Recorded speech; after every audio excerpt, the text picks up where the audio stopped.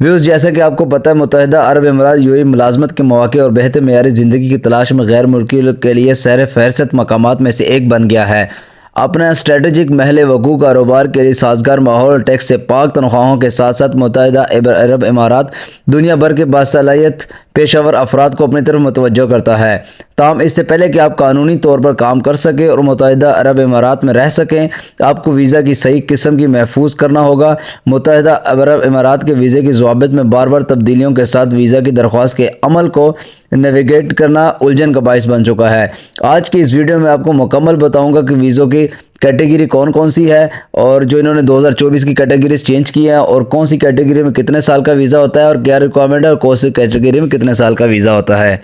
Viewers, video पर जाने से पहले अगर आपने मेरा चैनल सब्सक्राइब नहीं किया तो मेरे चैनल को सब्सक्राइब करें बेल बटन के साथ, ताकि मेरे आने वाली हर वीडियो की नोटिफिकेशन आपको मिलती रहे, ताकि आप वक्तन फ़वक्तन लेटेस्ट न्यूज़ से अपडेट रहें। तो दोस्तों, चलते हैं वीडियो की तरफ।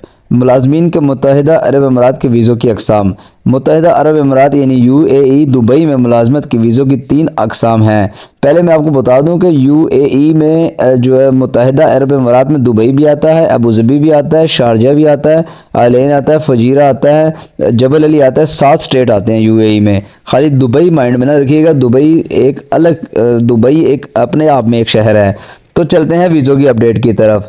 दोस्तों, सबसे पहले होता है वर्क वीज़ा, जो जिसको कहते हैं मियारी वर्क वीज़ा। ये काम करने वाले वीज़े की सबसे जो है ना आम किस्म है, जो निजी शोबे, सरकारी शोबे या फ्री जोन में किसी अजर के ज़रिए स्पॉन्सर किया जाता है। अब इसकी खसूसियात क्या है? 2 साल के लिए जो है ये वीज़ा होता है, और ये जो है ना एक अजर के ज़रिए स्पॉन्सर शुदा मुलाजमीन को सिर्फ स्पॉन्सर करने वाले अजर के काम करने की इजाज़त देता है। अब अजर क्या होता है? अजर क्या होता है आपका, जैसे कफ़ील है या कोई इस तरह का जो आप वहाँ पे आपको स्पॉन्सर कर रहा है वीज़ा।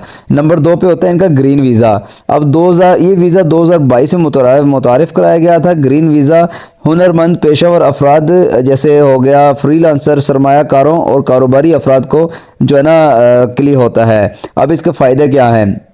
हेलो दोस्तों, ग्रीन वीज़े के फ़ायदे हैं कि 5 साल के लिए होता है, किसी कफ़ील की ज़रूरत नहीं होती इसको, और इन्हीं शराइत पर काबिल तजदीद काम और रैश में ज़्यादा जो है ना लचक दी जाती है, यानी थोड़ा कह लें कि थोड़ा सा रियायत दी जाती है। मुख्तलिफ ज़ुमरे होते हैं, यानी मुख्तलिफ इनकी टाइप्स होती हैं। मैं उर्दू में भी और इंग्लिश में भी इसलिए कह रहा हूँ ताकि सबको समझ आए। इसका आप टाइप्स में क्या आता है? फ्री लांसर्स और self employers, free lancing permit का सबूत, बैचलर डिग्री और या खसूसी डिप्लोमा पिछले 2 सालों में, और आमदनी क्या इसके लिए होनी चाहिए। जो मैं आपको ग्रीन वीज़े के बारे में क्या आमदनी होनी चाहिए, तब आपको मिलता है सालाना आमदनी आपकी 3,60,000 दरहम होनी चाहिए, और जो हुनरमंद मुलाजिम है उसकी कम से कम माहाना तनख्वाह 15,000 होनी चाहिए, और जो महारत की जो उसकी तजुर्बा होता है 1, 2 या 3 के तौर पर दर्जा बंदी होनी चाहिए।